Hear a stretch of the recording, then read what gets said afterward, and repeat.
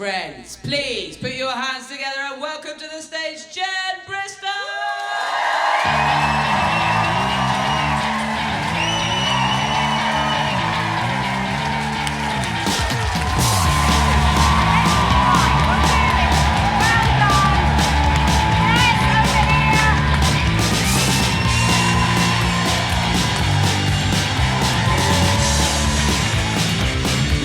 Bit much, wasn't it? A bit much from this leather to start the show, but well done. Well, thank you for coming out of your houses. Well done.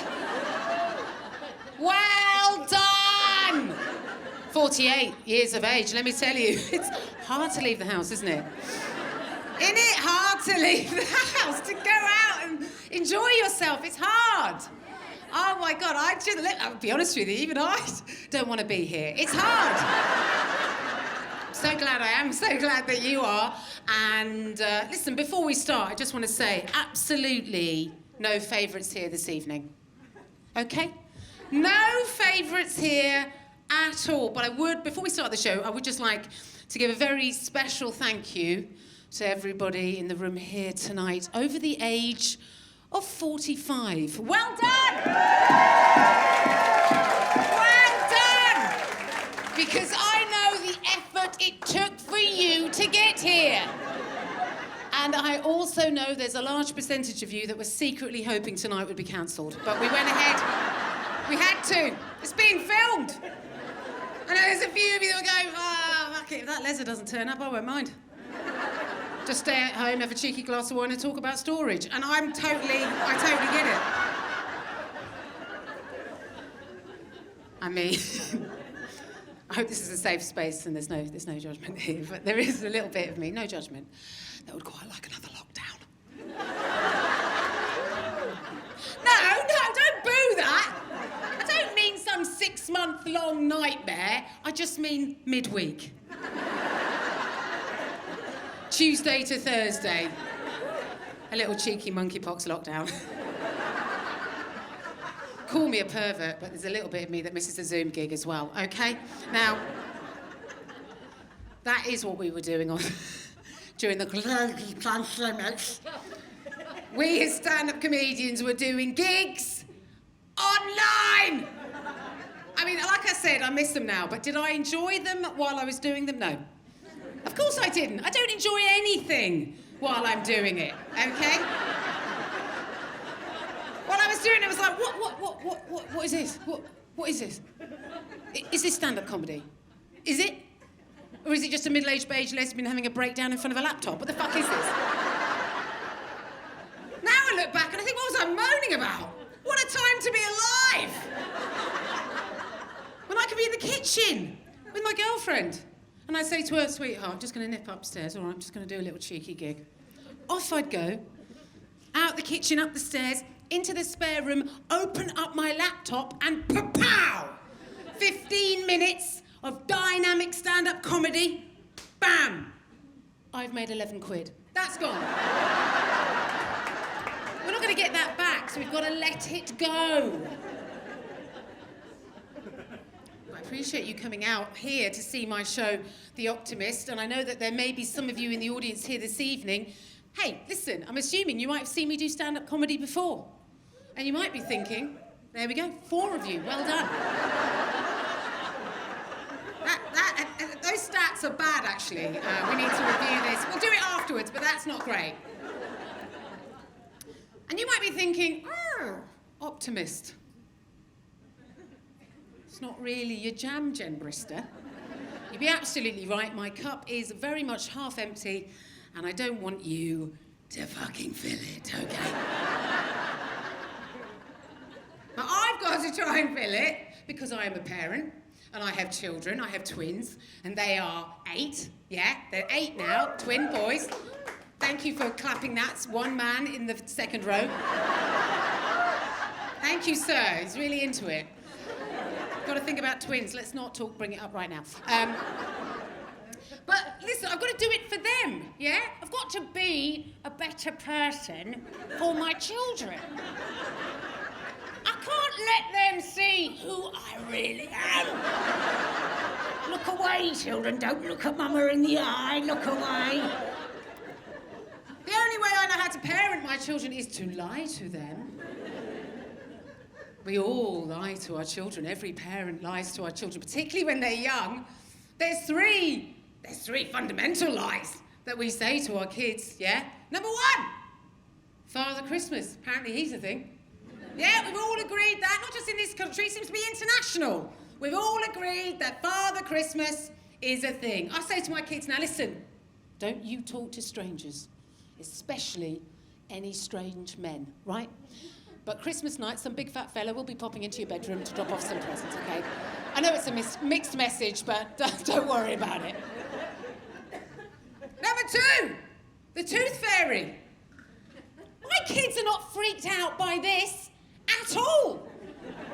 They have accepted this. We have told them that some tiny little, what is it? Some tiny little thing is going to be buzzing around at night. It's going to nick their teeth and leave some money under the pillow, and they're like, Mama, I can't wait. Surely that's the stuff of nightmares, isn't it? Can you imagine going to sleep at night knowing that was going to happen? You wouldn't be able to sleep, you'd be like that. Where is it? Where the fuck is it? Number three, the biggest lie of all that we say to our children, and that is, everything's gonna be all right. We have to say that. We have to say that to our kids for when we are confronted by questions from our children. Questions, right? Questions like this. Mama, I've got a question for you, Mama. Mama, Mama, Mama, Mama, Mama, Mama, Mama, Mama, Mama, Mama, whatever the fuck it is, could you just get on with it, mate? Because this is really painful, okay? So just let me know what it is, okay? Mama, does global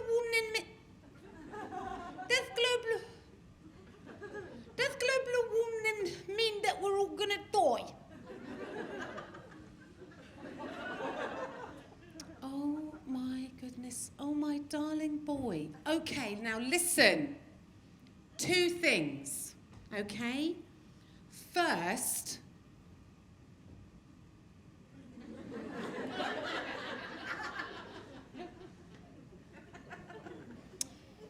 what are we going to do about that speech impediment?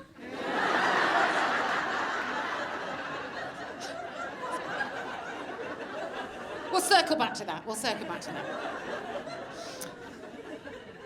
And second, now listen. Of course it doesn't mean that we're all going to die. Okay, darling? It doesn't mean that. All it means is that the planet's got a bad tum-tum. The planet not feeling very well. But if we all do our bit, you know what? We can make the planet feel better. Oh, Mama, I want to make the planet feel better, so I'm going to take my paper straw and I'm going to put it in the recycling. Oh, darling. You do that.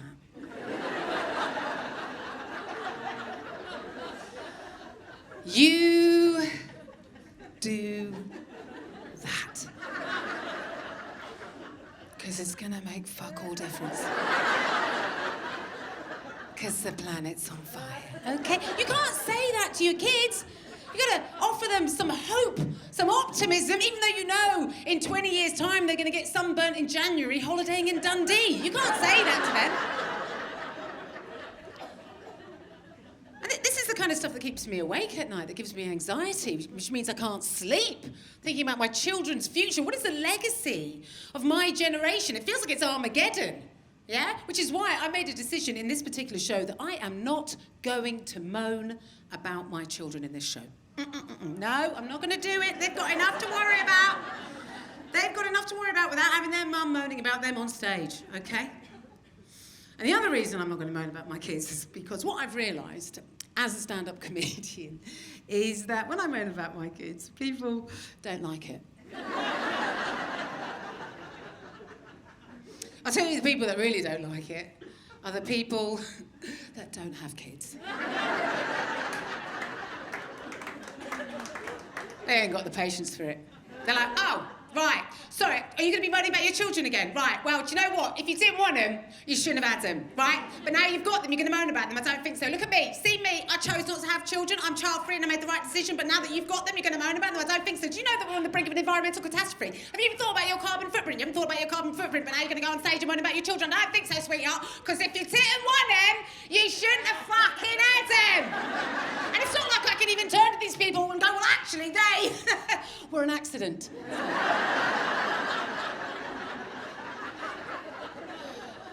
They were very, very expensive. Even 2 for 1, they were.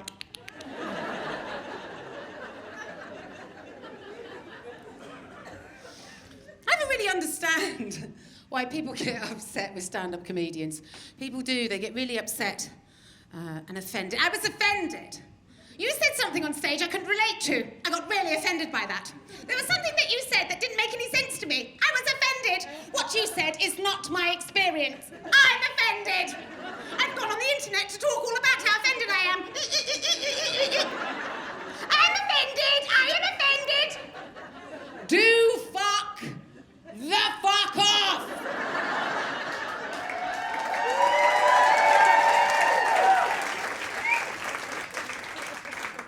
Be offended by a stand-up comedian? Are you mad? No one should be offended by anything a stand-up comedian does. We're completely unimportant. I tell you what you should be offended about. Be offended by food banks, yeah? Be offended by the fact that there's private companies pumping sewage into our waters. Be offended by the fact that we have a government that thinks it's acceptable to send refugees to Rwanda. Be offended by that. Don't be offended by some... Do you know what I mean? Don't be offended by some middle-aged lesbian moaning about her children on stage, you bellend.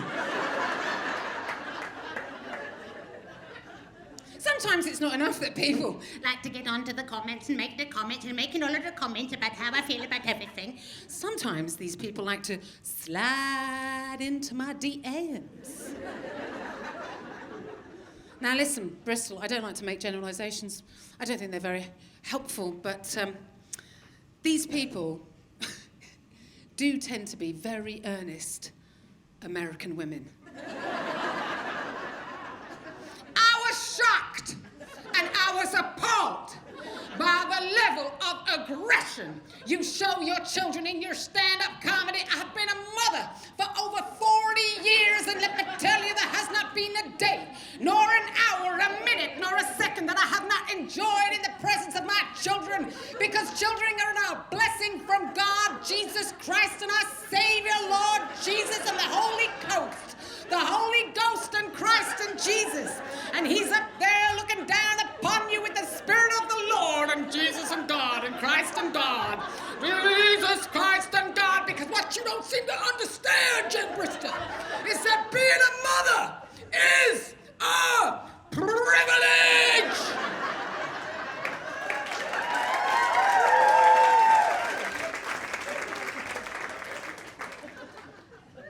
I mean, how shit was your life before kids?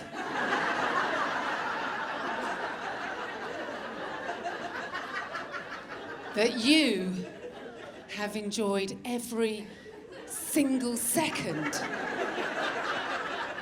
with your children. No one enjoys every single second with any kid, because kids can be pricks. Oh, I'm so sorry. I haven't enjoyed every single moment with this pair of solipsistic, narcissist, empath vacuums with no impulse control that are probably in my living room right now, emptying every last piece of plastic shit that they own before they trip off to the toilet to have a tricky poo that I'll have to drill off the toilet bowl. Oh yeah, I'm the fucking nutter. I mean, honestly, these feelings aren't mutually exclusive, are they? Yeah, you can accept know that I love my children. I love them with every fibre of my being. Of course I do. But there are times that I find them deeply irritating. Yeah. That's what stand-up comedy is. It's taking a moment, it's heightened, extrapolating on it, and making stand-up comedy. Is that how I feel all the time, you fucking humorless pricks? I think lockdown perfectly encapsulated my relationship with my children in that I genuinely enjoyed that I got to spend so much time with them. Because I'm away a lot with this job. But I also deeply, deeply resented it. Now, I know that there must be, in the audience here this evening, parents, okay? And hello to the parents. Okay, now some of you in the room here tonight, your children may be teenagers. Okay, cool. And during lockdown, your teenage son or daughter may have left the room.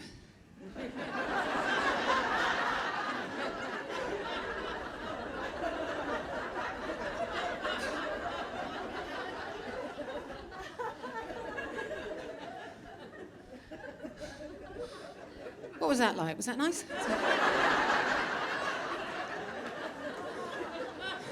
Because during lockdown, my children were 5, which meant they were just here.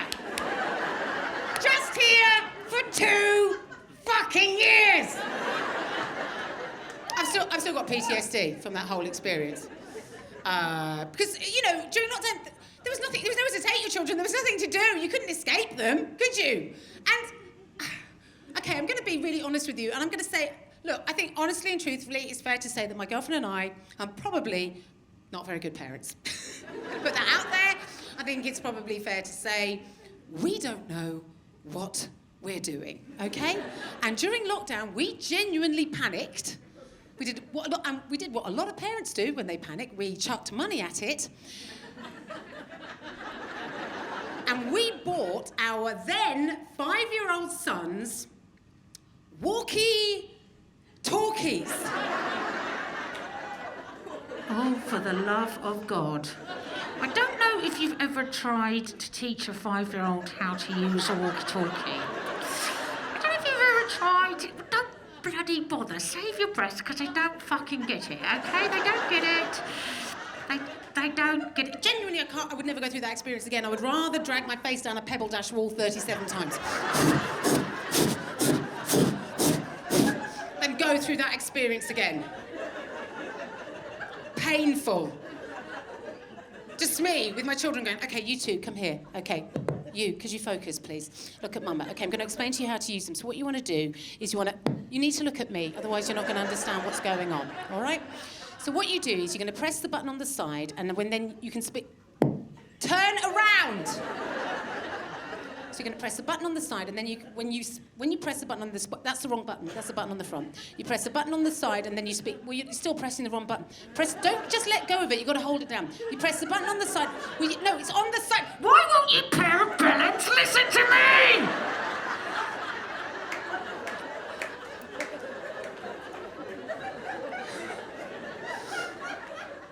6 months of regular workshops. They finally get the hang of it. And we find ourselves on one of our lockdown holidays, camping. Shoot me in the actual face, if that is a holiday. Sleeping under sweaty canvas with none of the gear you need in order to survive, okay? By day 3, I was looking at my girlfriend and I was like, I mean, have you got any MDMA? Because let me tell you, the last time I was in a field, that is what I was doing, all right? I don't know what day it was, but I said to my girlfriend, I don't even know what time it is, right? In fact, I don't even care, but we've got to grease the wheels or whatever the hell this is, okay? All right, so it must be beer o'clock. all right? So let's get these bloody walkie-talkies out and let's have a little bit of a moment to ourselves. My girlfriend was like, that's a brilliant idea. So we grab the walkie-talkies, we hand them to our children and we say, okay, Mummy and Mama just want to have 5 minutes to ourselves. Go, take these, go away and play and have fun. Okay, bye. But they're 5, okay? So 5-year-olds never want to be too far away from their parents. So they were like, okay, bye, Mummy! Bye, Mama! And literally just took 1 step to the right.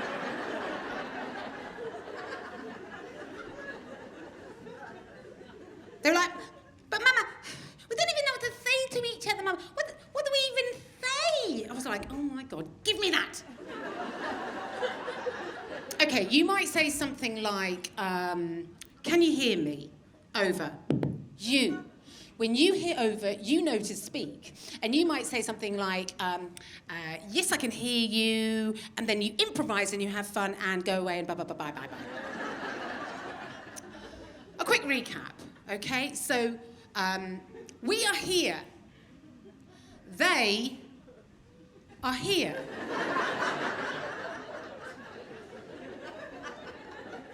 And the only sound we can hear from our children is this.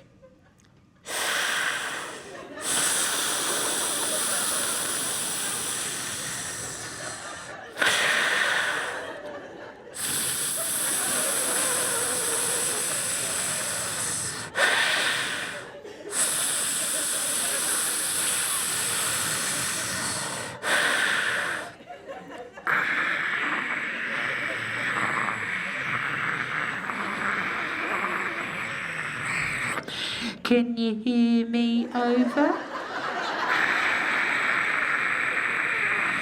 Yeah, I can hear you. Can you hear me over? Yeah, I can hear you. Can you hear me over? Yeah, I can hear you. Can you hear me over?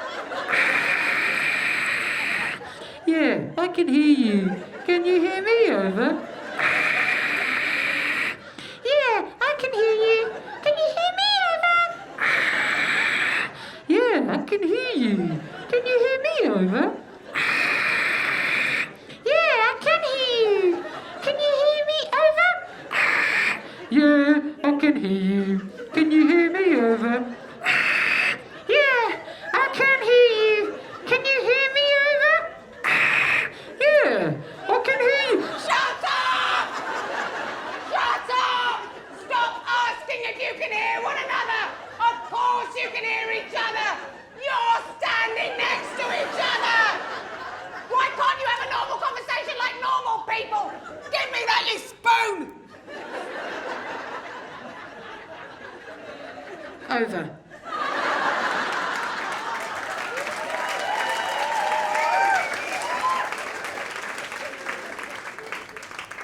Oh, Bristol.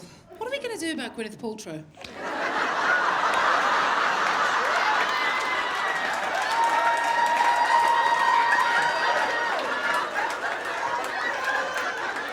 Gwyneth, if you're watching this, that's what we in the business call karma. Usually it takes a couple of years to work itself out, but it's very much happened in the moment. And I'm going to say, fair enough.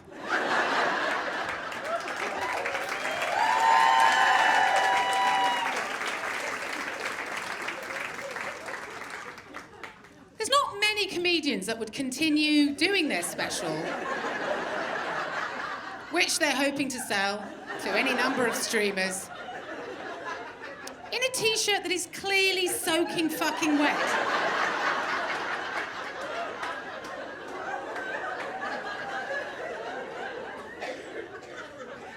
My producer went, let's put it in a glass, Jen. I went, I find it's going to be slippy. I'll keep it in a bottle.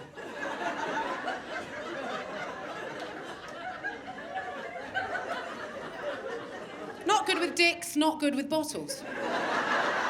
Although if I got this result, I'd probably be very good with dicks, wouldn't I?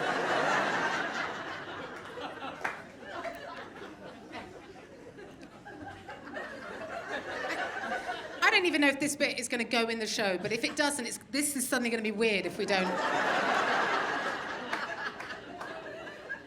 explain whatever the fuck this is. They're like, well, we can't do anything about it now, Jenny. We're recording it one night, so now you're going to have to do your show in a wet T-shirt. So, part comedy, part wet T-shirt competition.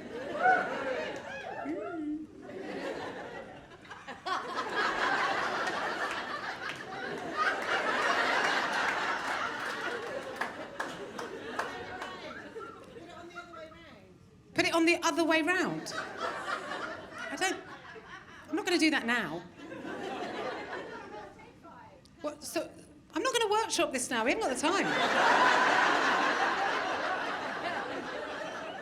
I don't care. I don't give a fuck, so I'm happy to carry on. Is that right?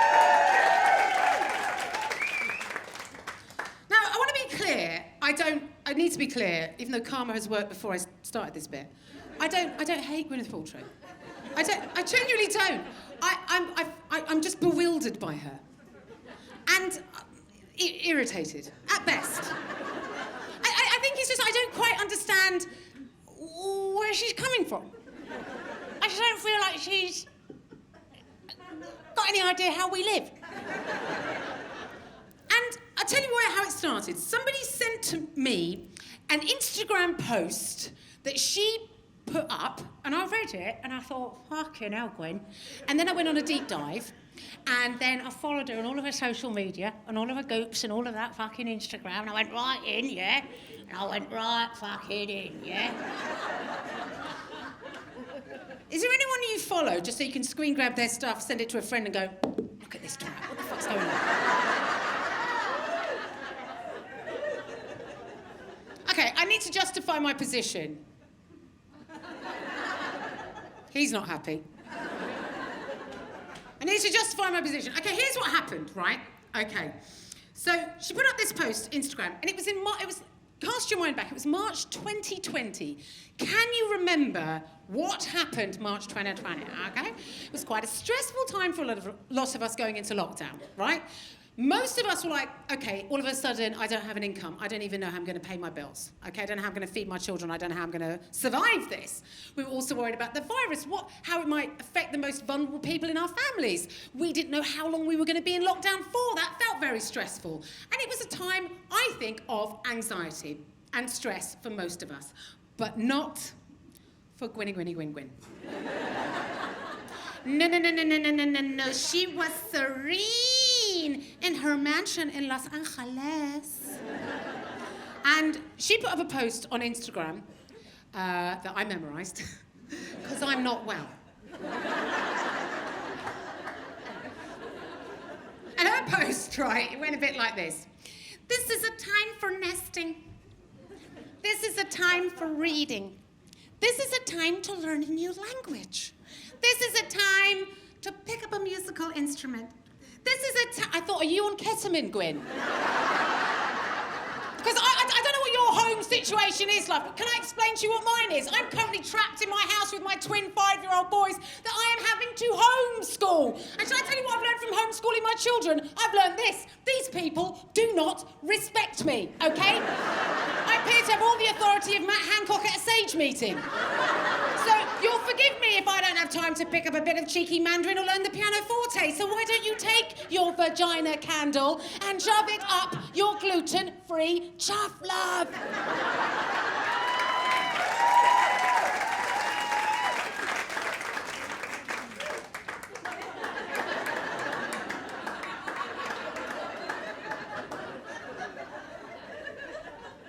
Anyway, she's blocked me now.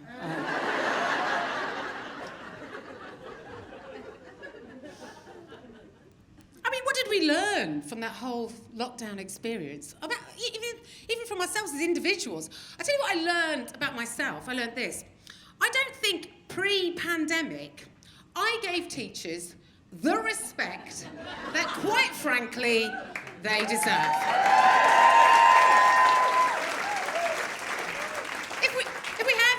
teachers in the room here this evening, can I firstly say thank you? I think you are brilliant. I tip my hat to you. In fact, I think you people are actual wizards, because I don't know how you get 30 children to face the right way. I couldn't get two.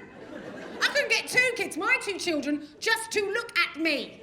It was like herding cats. The start of every lesson, if you can call it that, was just me going, right, okay, what are you doing over here? Go over there, join your brother and sit down. You, sweetheart, could you get off your chair? Get off your chair and, stand down off your chair, sit down, pull your trousers up, please. Pull your get your head out of your brother's bottom, he hasn't given his consent and we've talked about that. Pull your trousers up. Well, if you rub it, it will get bigger and we've talked about this. I don't know what to tell you. I don't know if anyone else had this, but we didn't have a single lesson without my children with their trousers and their pants around by their ankles, just windmilling their tiny dicks. Woo! Wowee! Woo-woo! Mama! Mama, look at it! Mama, come and have a look at it! Look at it, look at it, look at it, look at it! Mama, come over here, please have a look at it, look at it, look at it, look at it. You're gonna love it when you see it. Look at it, look at it, look at it, look. Mummy really liked it when she saw it. Look at it, look at it, look at it. If that's something special to it, when you see it, you're gonna really enjoy it. Look at it, look at it, look at it, look at it. Mama, why have you got your hands over your eyes? Don't cover your head. Come over here and look at it, look at it, look at it. Why are you going to the kitchen? Why are you crying, Mama? Please don't cry. Come over and look at it, look at it, look at it. You're gonna love it when you see it. Look at it, look at it. I was like, oh, okay. I said I'll look at it, and I will look at it, okay? Oh, dear God, what have you done to it? Why have you done that to it? That is upsetting. Right, okay, no, I'll just give me a moment, because I just need to defocus my eyes.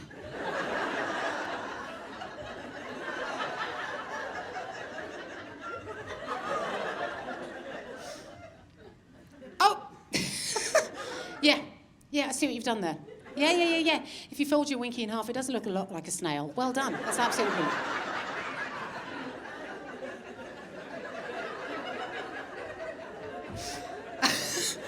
That's the funniest thing you'll ever see in your life. A tiny little wink, and they fold it in half, and the little shell is their balls. And then... Snail winkies, the funniest thing you'll ever see in your life.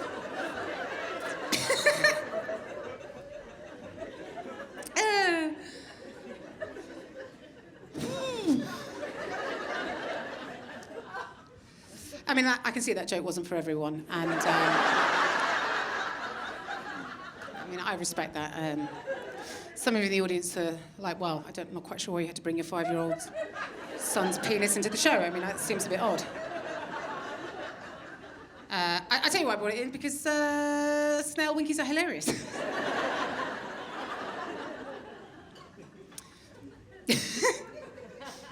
But it was hard. Who was that? I know, the Jeopardy, right? It's not Panto, you fuckers. Yeah, oh yes it is. Yeah, all right. That's not making it into the special, and you need to know that now. It's quite hard trying to write this show, The Optimist. Okay, we've already seen my personality. And I think in the world at the moment, it's really hard to be optimistic about everything that's going on, not just in this country, but internationally. And so I'm going to let you into a little secret. Okay, so originally when I was writing this show, I named it The Pessimist.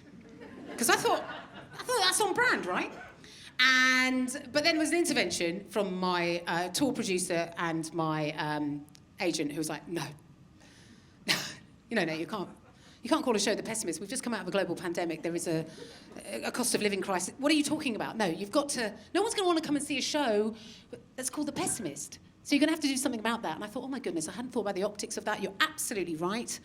And so I changed, as you know, you already know this, I changed the name to The Optimist.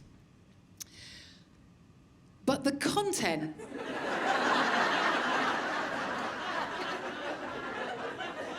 It's exactly the same. There's been no change there.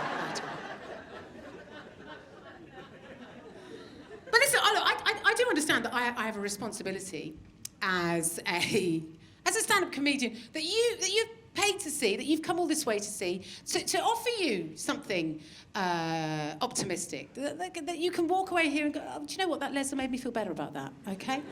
And I take that responsibility very seriously, and I've tried to find something, and I think I have, and I hope that this is something that you can walk away from and feel proud of, and feel better about yourself and about the world in general, okay? Now, at the top of the show, I said to you, listen, my age, 48 years of age, which means that when I was a child, when I was growing up, our Prime Minister in this country was Margaret Thatcher. Now, wherever you sit politically on the spectrum, I believe that Thatcher, she told this country so very many lies, okay? But one of the biggest lies that she told us is this, that society does not exist, that collectivism is not a thing. It's all about neoliberalism, individualism, capitalism, look after number one, and fuck everyone else, okay? Now, it's taken us a long time, over 30 years, but I think that we, as a nation, as a society, we finally proved Thatcher wrong. And when did we do it? We did it during lockdown. Do you remember that? And how did we do it? Do you remember that? How did we do it, Bristol? Every Thursday.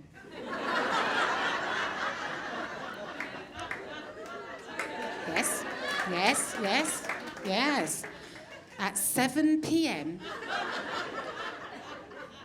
We, as a nation, as a society, collectively, made the biggest sacrifice of all by opening our own front doors, taking one step outside, and just randomly clapping for a really long time.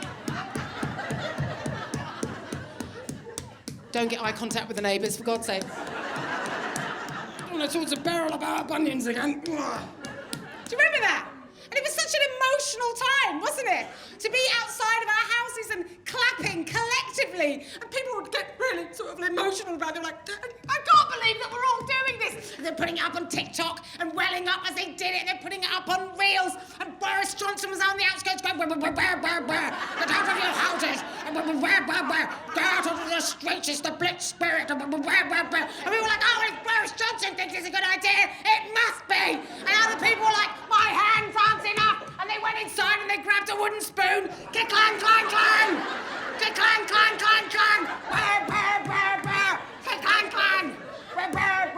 Boris Johnson. Society, the collective spirit.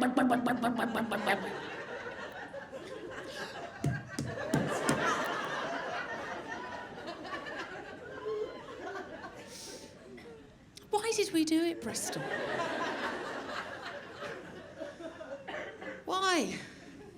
We did it for a very, very important reason, because we did it because we wanted, as a nation, to let key workers know, okay, that we valued them, that we respected them, that we could see the sacrifice that they were making for us by leaving their houses, often unvaccinated, to go to work so that we could be safe at home. And we wanted to show them our appreciation and our support. And let's be honest, Bristol, how else could we have done that? There was no other way we could have shown them any support. That was the only way. And you know what? There were key workers up and down this country, you know, often working in hospitals without PPE, without a working track and trace system, grossly understaffed, undervalued, underpaid. And you know what? It didn't matter what they were doing at 7 o'clock on a Thursday. They would stop. Please. Nurse. Stop compressions. Beep! Sorry, could you switch the monitor off? Because I think Jean at number 57's got her pots and pans out. And that's really cut through the PTSD of that 78-hour week. Do you feel proud? I feel proud.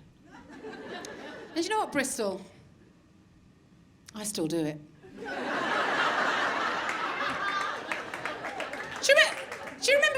nurses were on strike. I was out there. I went straight round to my hospital. I was like, are you all right? How you doing? Have you had a pay rise yet? No! Oh, sad face. You haven't had one for 12 years! Oh, God! Is this helping? Clang, clang, clang, clang!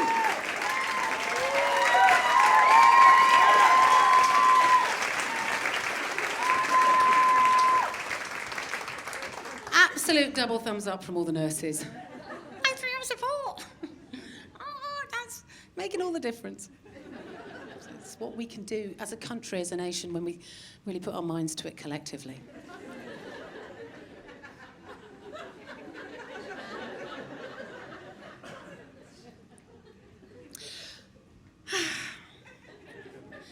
Some people might say, stop clapping. And just don't vote Conservative.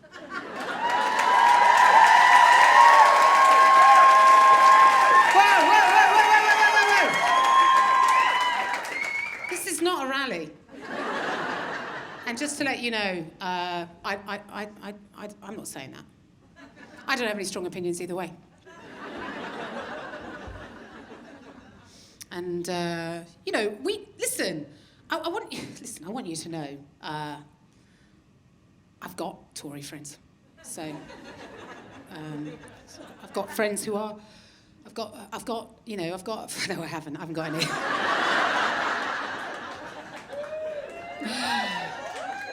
No. But on a serious note, I do think I'm part of the problem. We live in very binary sort of times, really sort of divisive and combative times where we can't really even be in the same room as somebody who has a different political opinion to us. And that's absolutely ridiculous.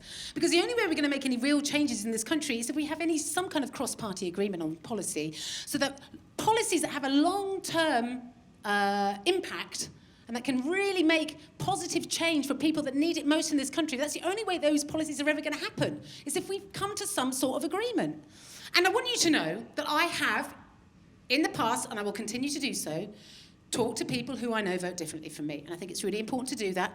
I did that at the last election. I will do that at this election. But the problem is, I always seem to get the same response from these people. Okay, it's very disheartening. And I say to people, have you thought about voting differently? Your way's not working. Have you thought about maybe voting in a way that doesn't just benefit you? Have you thought about that? I always get the same response from these people. Jennifer.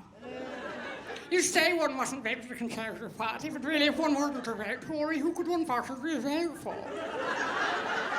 And if one wasn't to vote for the Conservative Party, I just don't know who could one possibly vote for. I just don't understand. What's the alternative, Jen?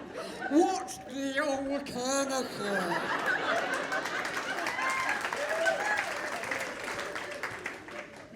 Call me an optimist. But at this stage, I would say a balloon with a wig on, a turnip, some dust, 6 squashed chickpeas under my shoe, a succulent, a broken microwave, an abandoned hubcap. Dane Bowers. Tinky fucking Winky. Literally any old fucking thing. That's why I had to squirrel myself away to Brighton so I could be amongst other liberal, left-wing, smug, sanctimonious pricks like me. You know, good people. But you know what, it's not all shits and giggles in Brighton, because I'll be honest with you, for the very reason I like Brighton is the very reason I find it fucking irritating. Because I find those very same smug sanctimonious pricks very, very irritating, okay? Because I'll tell you why. Whenever you meet anybody from Brighton, some middle-class left-wing person, they're just so bloody upbeat all the time. Come on, Jen, let's just make the best of things.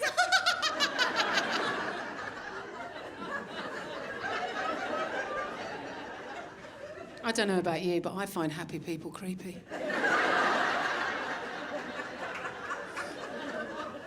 What are you laughing about? What are you smiling about? Have you not read the news? But they're like that in Brighton.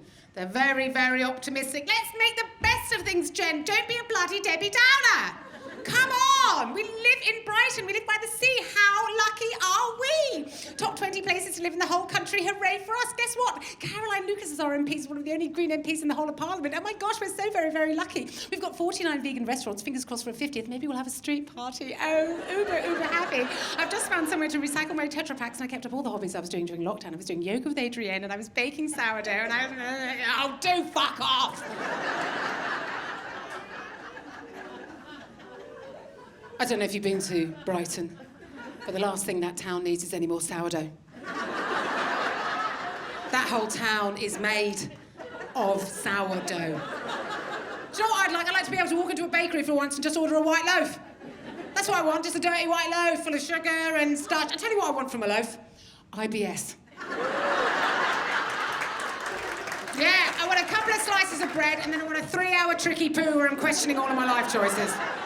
Oh my God, that fried egg sandwich was delicious, but oh my God, I don't think it's ever gonna leave my body. Oh God, I feel so vulnerable right now. Somebody please come in here and hold my hand. I spent so much time on Gwyneth Paltrow's Instagram and on her website, Goop, that now my Instagram algorithms have gone up the spout.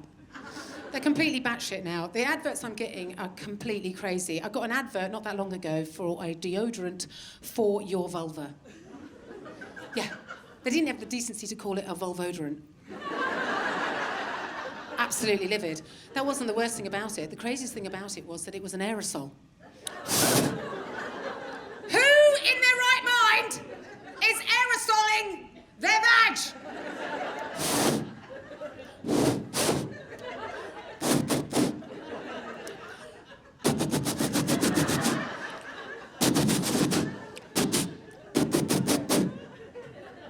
I mean, a roll-on, sure, we could all lean into that.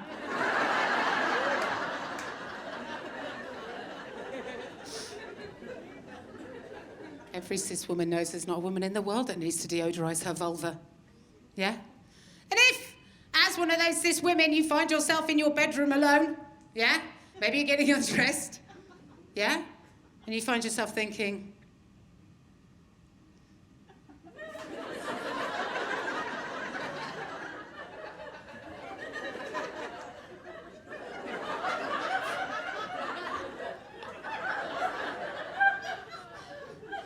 you got to get to a GP quick smart. You're going to need some hardcore... There's not enough flat Febreze in the world that's going to sort that shit out, yeah? You need some drugs, okay?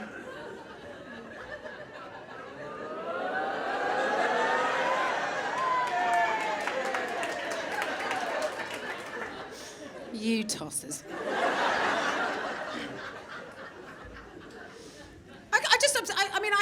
I'm going to admit, I've got a very compulsive personality, and I became, obsessed with Gwyneth Paltrow and her bloody website, Goop. I spent 17 hours on it.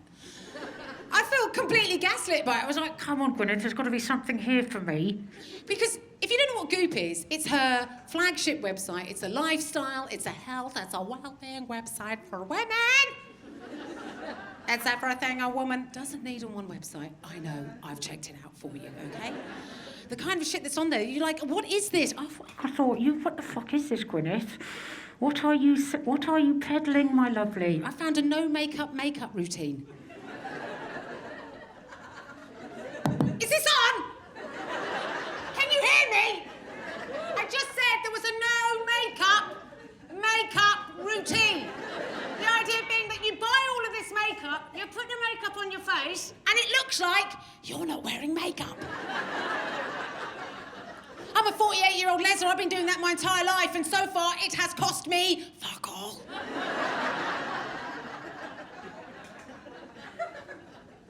Trying to find something in there that I could make use of. Well, I'm going to cut the tension in the room here because I know I've created it, so now it's time to cut it.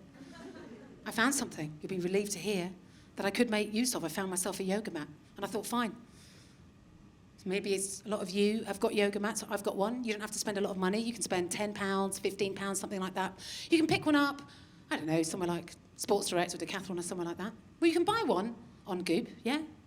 £55. Yeah, I thought, okay. Okay, fine. Okay, well, but I've already got one. But so if I'm going to buy this one's obviously going to be doing something more than the one I've got. Because what did you do on a mat? You sort of lie on it, roll around in it, do your stretches on it. But this is obviously going to be doing more than the one that I'm currently doing, because otherwise why would it be spending 550% more than the yoga mat that I've already currently got? Because if I'm going to spend 550% more on a yoga mat than the one that I've currently got, I want something more from that yoga mat. Do you know what I mean? I want to have something extra. I want extra from the yoga mat, Gwyneth. I want fucking extra. I tell you what I want. When I'm doing downward dog, I want a little tickle on my clit. That's what I want. You've got to take some responsibility for your mental health, okay? You can't just be... I can't just be this nihilistic pessimist for the rest of my life. I've got to take some, I've got to think about doing something positive and being a positive role model for my children. And I want you to know that I have tried, and I am still trying to be a better human and to look at the bright side of life. And you'll be very proud of me, because I've taken one step in the right direction, and I found myself with a hobby, and I've never had a hobby before. I started the hobby during lockdown, okay? And what I've learned as an adult about having a hobby is that no one gives a shit about your hobby. In fact, I would go so far as to say that my friends are actively angry about the hobby that I've chosen. It's true that during lockdown this hobby did get quite a lot of attention, and now if I even bring it up, they look like they want to punch me in the face, okay? Now, my hobby is sea swimming. I live by the sea, so that makes perfect sense, and I swim all year round, okay? This is my third winter, and I really enjoy it. It's been absolutely fantastic for my mental health. It's really...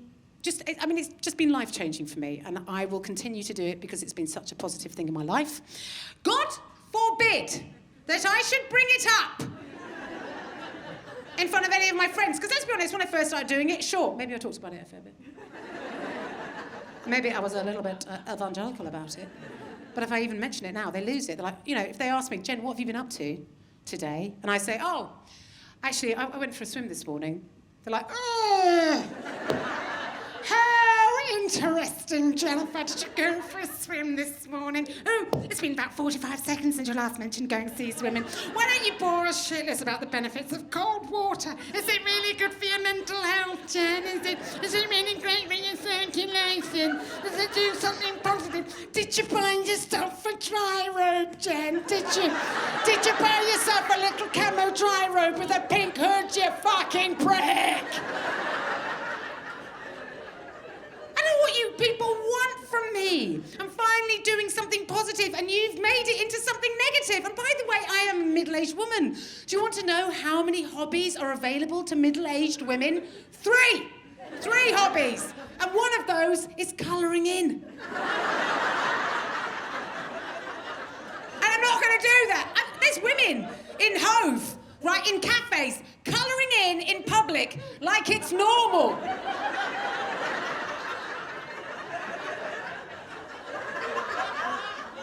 Oh, Samantha, look! I kept it between the lines. What the hell is wrong with you? Sure, do your colouring in, but have the decency to feel deep shame and embarrassment and keep that shit at home.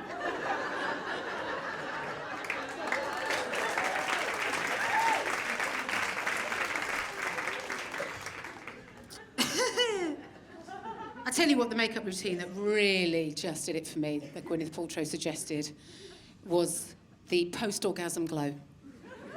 I disproportionately made me angry. I thought, what the hell is a post-orgasm glow? What is that? I don't even know what that is. I didn't even know that was a look as women we were aspiring to achieve. I could hear her voice in my head, come on, girls, let's go to girls, post-orgasm glow! What is that? I don't think I've ever heard of women saying, oh, because you know what it's like, girls, when you're getting ready on a Saturday night, yeah, you make yourself look pretty. Maybe you catch yourself in the mirror and you find yourself thinking, yeah, I do look good. But do you know what? Something is missing from this overall look. Oh, I know what it is. I do not look like I have recently been fucked. It's not something a woman has ever said, okay?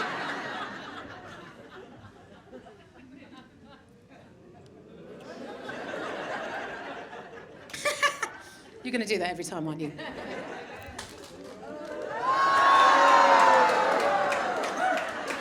So, but can I have that back, please? Because I want it. I think this is why Gwyneth Paltrow winds me up. It's not really anything she does. I just wish she would be honest about what she's doing. She's trying to sell us gear. Well, then just sell it. Yeah. Don't package it like in a way that's like, oh, you know, this is all about feminism and it's about women's health. Just be honest and go, I've got this shit. Do you want it? Because if you want it, you can buy it. Just be honest. Because otherwise it feels like she's just monetising women's neurosis. She wants us to go and buy all the makeup to get this post-orgasm glow. And I was like, okay, fine. Let's find out about this post-orgasm glow. Let's at least find out how much it would cost, okay? So I took the time, Bristol. I carved out the time in my day.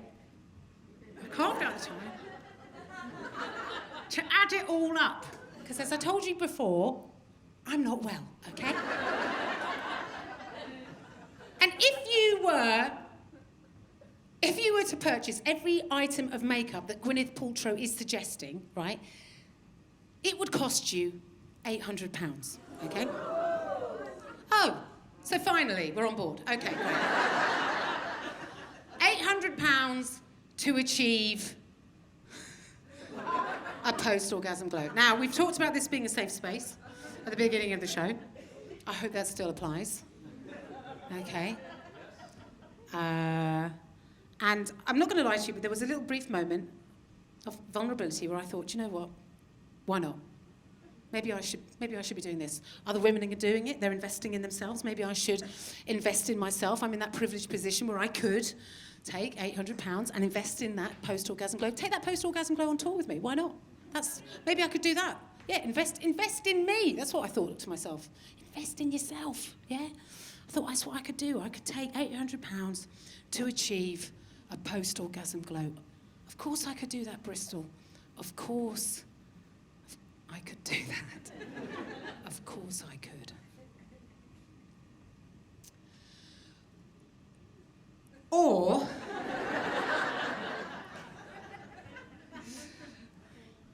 I could rub one out.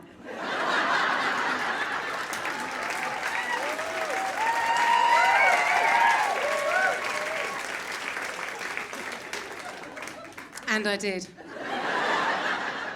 And do you know what? I look brilliant, so I think Gwyneth's onto something, actually. But I'm trying, you know, there are positive things. There's always positive things. You've just got to try and find them, you know. And sometimes you don't have to look too far. I have to be honest with you, might be controversial amongst some people, but I feel very positive about my age. I am a woman in my 40s, and I am enjoying my 40s, okay? Now, I know this doesn't apply for everyone, okay, but it's very much my own experience. I didn't much like my 20s, yeah? My 30s were an absolute mess, but my 40s, oh my God, they have kicked off. And one of the things I love the most about being a woman in my 40s is this.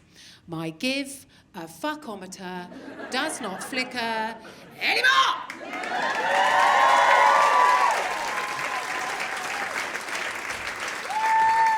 Do you not like me? Good, I'm knackered. I haven't got the bloody energy to talk to you anyway!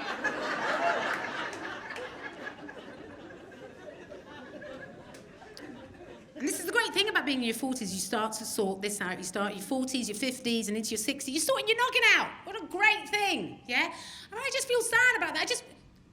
The perfect situation. I just wish I could grab that 40-year-old head of mine and put it on my 20-year-old self, my 20-something-year-old self. Because when you're in your 20s, sure, of course, you're an adult. Of course you are. But you're not like... Do you know what I mean? You don't know, you haven't got the experience. There's lots of things you don't know, okay? And how can you? Because you just haven't been alive long enough, right? There's so many things in your 20s that you don't know. Here's one thing that you definitely do not know when you're young. In your teens and in your 20s, you do not know that you are beautiful. You are beautiful. And I'm not talking about what fashion or media says to us what beauty is. I mean this. You are beautiful because you are young. And you have so many things that we do not have. And one of those things is called collagen. You don't know this, right? But when you're not looking, we're looking at your skin and we're going, that is lovely, that is. Ooh, that's very beautiful, that is lovely. Look at that, that just pinged right back, that is delicious. Someone bumped into me in the supermarket 3 weeks ago. That mark, that's still there.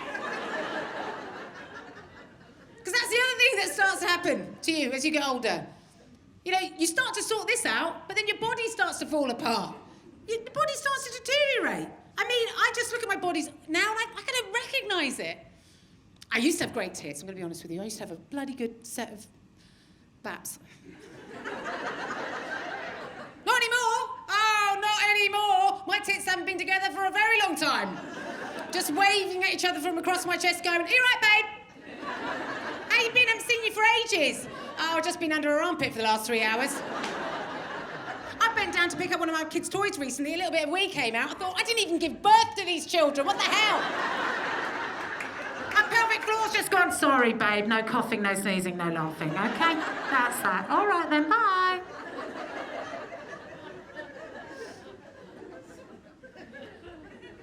Here's another thing that starts happening to women as we get older.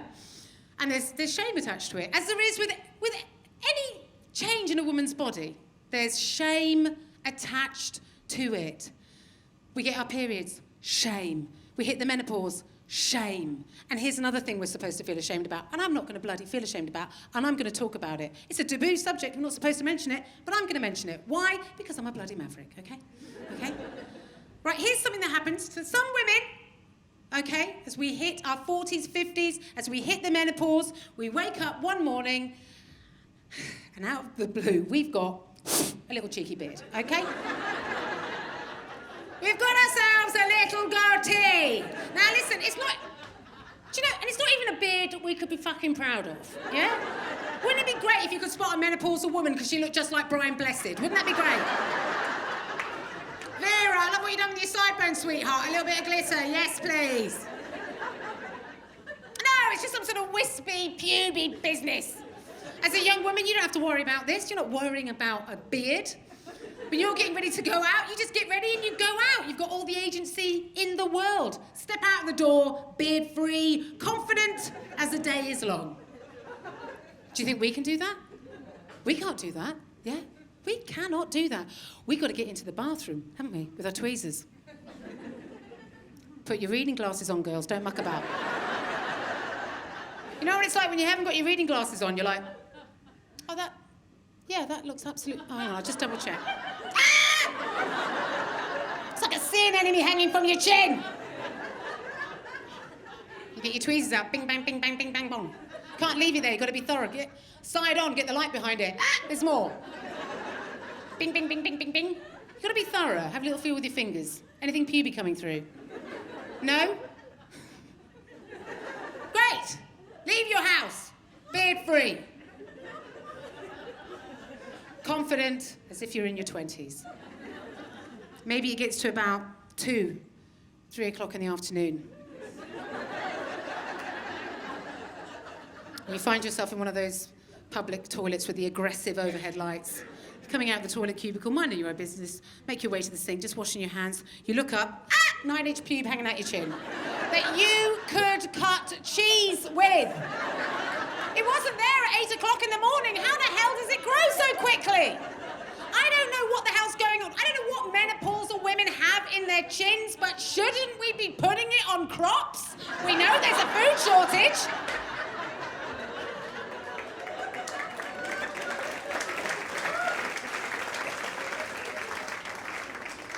And of course, when this is happening to you, there is shame attached to it again, and sometimes you can't even tell your friend.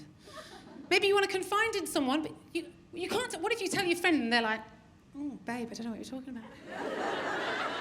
I've never had that problem.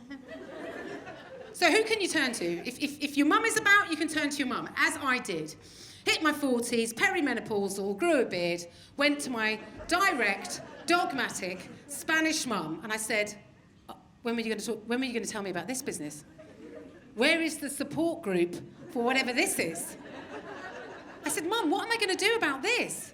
And my mum said to me, oh, Jennifer, you are such a drama queen. Jennifer, don't worry about this beard. Okay, go, live your life. Be confident. I said, Mum, I can't be confident because I've got a beard. And it's getting in the way of the confidence. I said, Mum, what am I going to do about this beard? Mum said, oh my goodness, Jennifer, okay, you want to do something about this? Here's something you can do.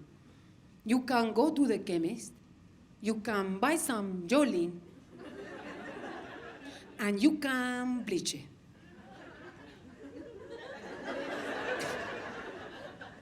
I said, I'm so sorry, Mum. Can you just repeat what you just said? Jennifer, I just said to you, you can go to the chemist, you can buy some Jolene, and you can bleach it. I said, Mum, I don't know what look you think I'm going for here. But it's not Richard fucking Branson, okay?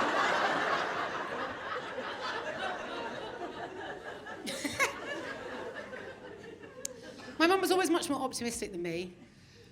Sadly, she died last year. Yes, thank you. Thank you for your kind arm. But it's hard to talk about grief. Grief is a tricky one. And it's tricky to be optimistic and positive while you're grieving. But I thought, I'm just not very good at the whole positivity lark. I don't know if you picked up that. But I'm trying. And I thought I'm going to at least try to approach my grief in a positive way. And so here's something I've tried to do. My mum used to live near me, so I used to talk to her all the time. And when she died, very suddenly, I realised I couldn't talk to her anymore. But I thought, I'm still going to do that because I miss her. And I'm not going to stop talking to her just because she's not here. And so that's what I've done. I've decided, I made the decision to try to do that, to keep, even though my mum is dead, to keep talking to my mum. And I do that. And I try to talk to her, Bristol, every day. Can you hear me, Jennifer? Over. Jennifer, can you bloody hell? I don't know what's going on up here. Can you hear me? La la la la la la la. Can you hear me, Jennifer? Over. Yes, Mum, I can hear you. I can hear you. How are you? I haven't spoken to you for a few days. How are things? Jennifer, everything is kicking off. I am having the time of my life. Jennifer, you're not going to believe this, but I have finally made it upstairs. Jennifer, you do not believe in God, you do not believe in heaven, but it turns out I was right, you were wrong. And I am having so much fun, Jennifer. I have met God, and we are now best friends. Again, Jennifer, I told you this when you were 15 and you did not believe me, but you were wrong. Turns out God is a woman. Very, very angry, confrontational, very, very aggressive woman. Shouting, something about some man called Andrew Tate. He is some kind of prick. Telling Jacob Rees-Mogg, not in my name! And some man called Ron DeSantos telling him to shut the fuck up. Shut the fuck up, DeSantos. Nobody in heaven, Jennifer, nobody has genitals. Just so you know, Jennifer, nobody has genitals. It's a fact. Okay, actually, that's not true. Jennifer, I told a little white lie there. Jennifer, I was walking through heaven the other day. I saw somebody. They turned around. It was a man. Guess what? His winky was just like a snail. Oh my God, Jennifer, I laughed in his face. No, but Jennifer, nobody has genitals. You can either have, okay, you can have a button. You press the button, as many orgasms as you like. If you don't want the button, Jennifer, you can have a bucket of chicken. I mean, those are very weird choices, Mum. I mean, who is having the chicken when they can have a button when they can have as many orgasms as they like? Jennifer, every single vegan has taken the chicken. Because it's chicken, but it's not chicken, and it tastes better than chicken. La la la la la la la la. Anyway, Jennifer, I have taken the button and I am having a very fun time. Anyway, Jennifer, look. Oh, Mum, you forgot that you have to hold the button down. So, Mum, you got to press the button when you want to speak, and then you let it go when you want to. So you got to press the button when you want to speak, Mum. Right.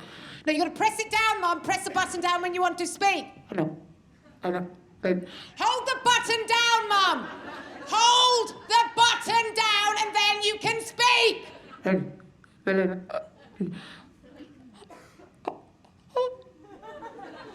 Oh my God, Jennifer, I was pressing the wrong button. I'm so sorry.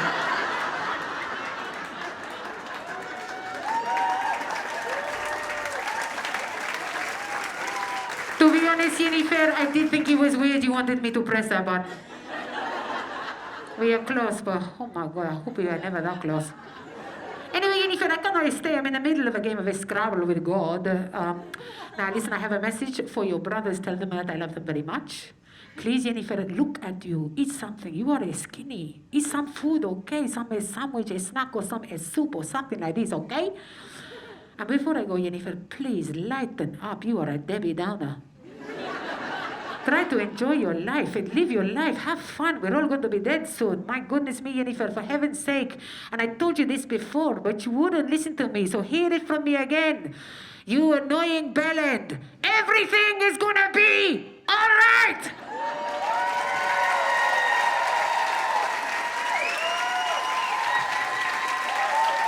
Thank you so much. You have been absolutely wonderful. Bye-bye.